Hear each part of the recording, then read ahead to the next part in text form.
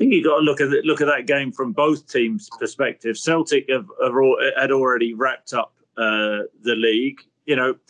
Celtic have been in a good position in the fact that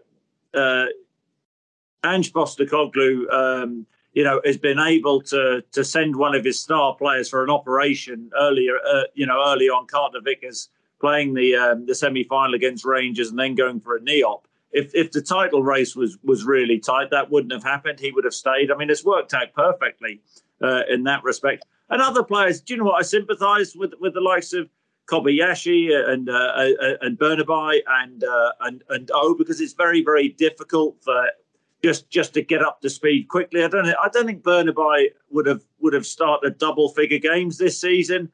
I've got to say, I think that the games I have seen him in, he looks a little bit short at this moment in time in terms of his performance levels. Kobayashi, I think, is a work in progress. I think the sort of obvious thing about him is his physicality.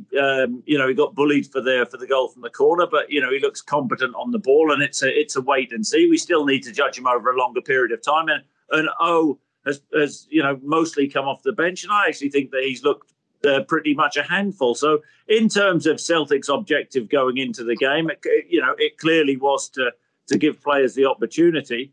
From Rangers' perspective, it was, not saying it was a must win, but I do think, as is natural in Glasgow, the sort of fallout after the game is, it's just been bonkers. You think that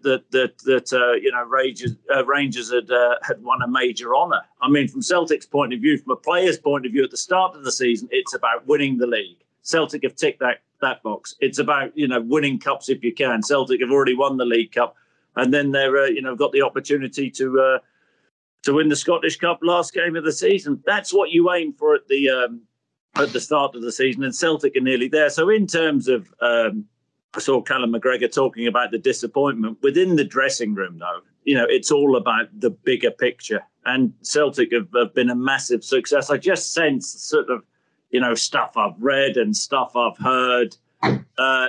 It's like a friendly game for Celtic. It wasn't that way for Celtic. Ange Postecoglou made changes. Michael Beale played a particular way, and both managers would have learned a lot about the players, but essentially, the supporters get really,